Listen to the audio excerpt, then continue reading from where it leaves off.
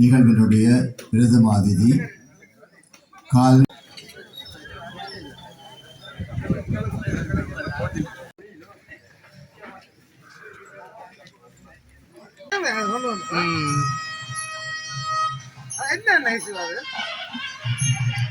அவனுக்கு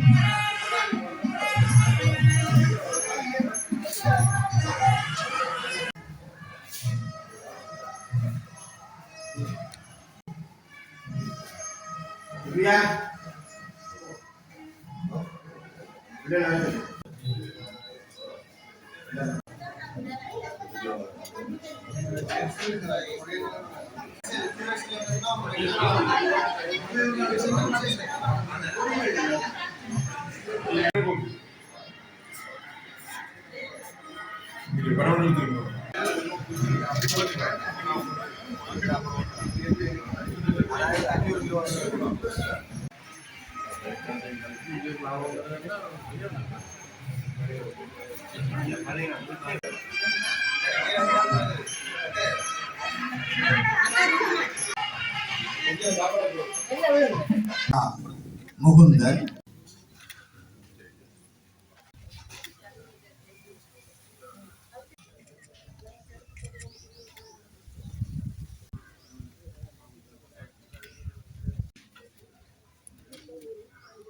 அதுடன் இந்த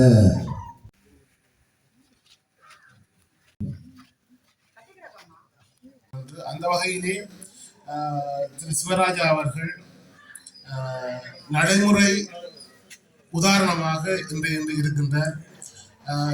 அவர் வவுனியா பல்கலைக்கழகத்திலே முயற்சியாண்மையும் சிறு வியாபார முகாமைத்துவம் என்ற கற்கனரினுடைய 2ஆம் ஆண்டு மாணவராக இணைந்து கொண்டு பல்வேறுபட்ட நெருக்கடிகள் மத்தியிலே உண்மையிலே ஒரு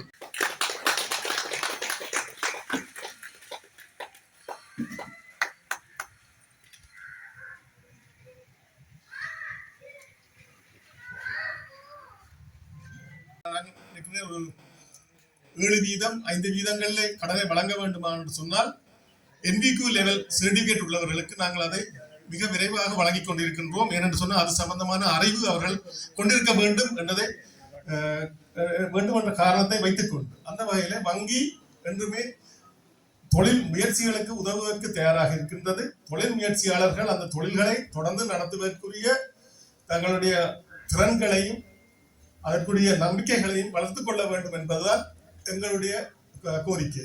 அந்த வகையிலே இன்று ஆரம்பிக்கப்பட்டிருக்கின்ற மிகுந்த மகிழ்ச்சியை அளிக்கின்ற வழியிலே இந்த நிறுவனமானது தொடர்ச்சியாக இந்த தனிய ஸ்போர்ட்ஸ் இந்த விளையாட்டுக்குரிய உடைகளை மட்டுமன்றி ஏனைய ஆடை தயாரிப்புகளிலும் தனது முயற்சியை பதிக்க வேண்டும் என்று கேட்டு மிக விரைவாக ஒரு சிறந்த நிறுவனமாக மக்கள் விரும்பும் நிறுவனமாக வளர வேண்டும் என்று கேட்டுக்கொண்டு இந்த வாய்ப்பளித்தமைக்கு நன்றி கூறி விடைபெறுகிறேன். நன்றி. ஜெஃப்னா கவர்மெண்ட் டிஜிட்டல் மேலும் மேலும் வளர்ச்சி அடைந்து பல சிறப்புகளை பெற வாழ்த்துவதோடு அவர்களுக்கான எமது பிரதேச சபையினுடைய சகல உதவிகளையும் ஒத்தாசைகளையும் வழங்குவதற்கு எந்த நேரமும் எமது சபை அதற்கு ஒரு உந்து துணையாக இருக்கும் என்பதனையும் இந்த இடத்திலே தெரிவித்துக் கொள்ள விரும்புகின்றேன். உண்மையிலே எமது பிரதேசத்திலே இந்த நெல்லியடியை எடுத்துக்கொள்வோமாக இருந்தால் பல வங்கிகள் இயங்குகின்றன. பல நிதிகளை அவர்கள் கையாண்டு கொண்டிருக்கின்றார்கள். அது பல வகையிலே தென்பகுதிகளுக்கு செல்லுகின்ற ஒரு சூழ்நிலை காணப்படுவதாகத்தான் சிறியனுக்கு தென்படுகின்றது. இங்கு உள்ள இளம் முயற்சியாளர்களுக்கு அவர்களை அணுகி அவர்களுக்கான வழிகாட்டிகளை அமைத்து இங்கு உள்ள புத்திஜீவிகள் அதற்காக நான் நினைக்கின்றேன் எமது பிரதேசத்திலே ஒரு ஆலோசனை குழு, அதாவது முயற்சியாளர்களுடைய ஒரு ஆலோசனை குழுவை உருவாக்கி அவர்கள் மூலம் இந்த படித்தவர்கள் இங்குள்ள தொழிலதிபர்களுக்கிடையில் ஒரு நட்புறவை ஏற்படுத்தி அவர்கள் மூலம் எமது பிரதேசத்தை கட்டியெழுப்பக்கூடிய ஒரு சூழ்நிலை நாங்கள் ஏற்படுத்த வேண்டிய ஒரு தார்மீக பொறுப்பு இந்த சபைக்கு இருக்கின்றது. உண்மையிலே மதுரை என்றால் மிக பெரிய தோல் நிறுவனம், செருப்பு தைக்கின்ற நிறுவனத்தை கொண்டிருந்த இந்த கிராமம் இன்று காமர்ஸ் ரீதியாக ஒரு முன்னேற்ற படியை அடைந்திருக்கின்றது. அது மட்டுமல்ல, விளையாட்டுத்துறை சார்ந்து அதனை மேம்படுத்துவதற்கான சில பல வழிகளையும் நாங்கள் கொண்டு செல்வதற்கு, அதாவது அது தொழிற்சார்பு இல்லாவிட்டாலும் பரவாயில்லை, ஒரு விளையாட்டு ரீதியாக கொண்டு செல்லக்கூடிய ஒரு மிகப்பெரிய பிரதேசம் எமது வடமாட்சி தெற்கு மேற்கு பிரதேசம். அதனையும் கட்டியெழுப்ப வேண்டிய ஒரு சூழ்நிலை எங்களுக்கு இருக்கின்றது. ஆகவே இன்றைய தினம் நான் எனது வாழ்த்துறையில் அதிகம் பேசாமல் இந்த தொழில் முயற்சியாளர்களையும் தொழில் அதிபர்களையும் ஒன்று கூட்டி எமது பிரதேச சபையின் ஊடாக ஒரு ஆலோசனை குழுவை ஏற்படுத்தி அந்த ஆலோசனை குழு மூலம் அவர்களை எல்லோரையும் இனங்கண்டு ஓர் அணியில் திரட்டி இப்படியான பல நிறுவனங்களை எமது பிரதேசத்திலே உருவாக்க வேண்டும். உருவாகி எமது தமிழ் இனத்திற்கே ஒரு நல்ல முன்மாதிரியான ஒரு நிலைப்பாட்டை எடுக்கக்கூடியவாறு நாங்கள் வளர வேண்டும் என கேட்டு எனது வார்த்தையை நிறைவு செய்துகின்றேன். நன்றி, வணக்கம். குறிப்பாக எங்களை யாழ்ப்பாணத்தை பொறுத்தவரையிலே நாங்கள் தொழில்துறையிலே அந்த சான்றிதழை பெற்று தொழில் முயற்சியிலே ஈடுபடுவது என்பது மிக குறைவு. அவர் செய்கிறாருக்கு நானும் போறது, நான் மேசன் வேலை செய்தால் பார்த்துட்டு நானும் போறது. அந்த தொழிலை வளர்த்து துறையிலே செய்வதில்லை.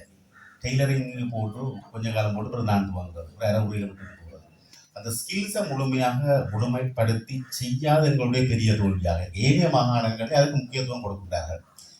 வடக்கு மாகாணத்தில் இருக்கின்ற தொழில்துறை சார்ந்த கல்வியை வழங்குகின்ற நிறுவனம், உதாரணமாக கிளிநொச்சி டெக்னிக்கல் காலேஜாக இருந்தாலும் சரி, இதர இடங்களில் அக்ரிகல்ச்சர் என்ற கல்லூரிகளாக இருந்தாலும் அங்கே கற்றவர்களை பார்த்தால் எங்கள் வடக்கு மாகாணத்தினாக மிக மிக குறைவு. அப்போ தொழில்துறை சார்ந்த ஸ்கில்ஸை பெறக்கூடிய சந்தர்ப்பம் இருந்தும் நம்மவர்கள் அதை தவற விடுகின்றார்கள். இதன் காரணமாக ஒரு தொழிலே நின்று பிடிப்பதில்லை. மற்றது எங்களுடைய பொதுவான விடயம், அவர் செய்தால் நானும் செய்கிறது, ஒரு ஆள் கடை கூட நானும் கடை போடுறது.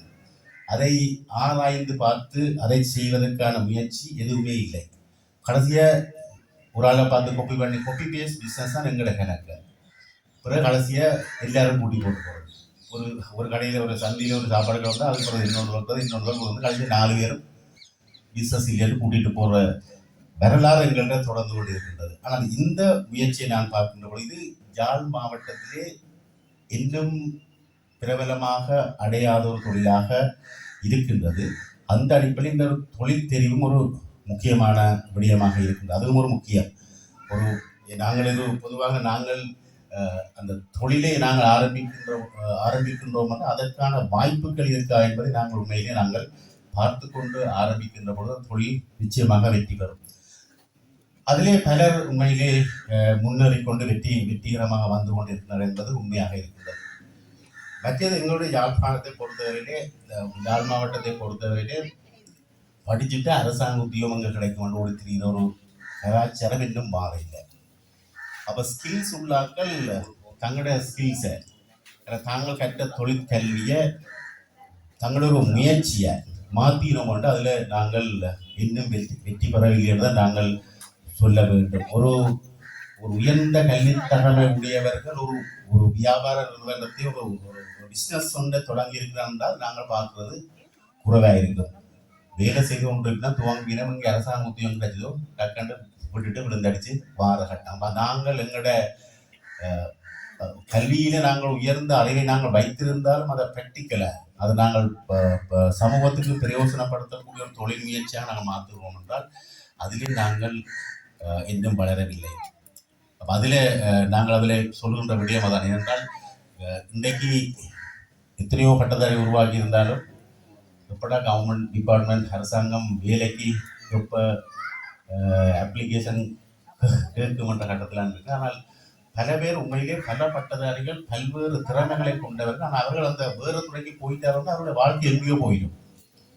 ஒரு சின்ன விஷயம் அவர்களுக்கு. ஆனால் அந்த முயற்சிப்பது இல்லை. அதற்கான வழிகாட்டல்கள் சில வேளைகளிலே இல்லையோ என தெரியவில்லை. நினைக்கிறேன் வவுனியா பல்கலைக்கழகம் தற்பொழுது எஸ்எம்இ இன்க்யூபேட்டர் என்ற ஒரு செட்டப் கொண்ட தொடங்கி இருக்கிறார். அது நல்ல ஒரு முயற்சி. அது நான் நினைக்கிறேன் ஒரு தொழில் ரீதியாக சரியாக வழிப்படுத்தப்பட்ட இளைஞர்களை உருவாக்கக்கூடிய எல்லாமே இருக்கின்றது. இனி அவர்களுடைய விடயம் அந்த ஸ்கில்ஸை எடுத்து அவர்கள் தொழில் முயற்சியில் எவ்வாறு செல்வது என்பது அவர்களுடைய முயற்சியாக அது எங்களுக்கு ஒரு தற்பொழுது ஒரு சாதகமான நிலைமையாக நாங்கள் பார்க்கின்றோம். அது ஒரு நினைக்கிறேன் சிவராஜ் அவர்களும் அதை இன்னொரு ப்ரொடக்ட் என்ற அடிப்படையில் அது ஒரு நல்ல ஒரு விடயமாக அமைந்திருக்கின்றது.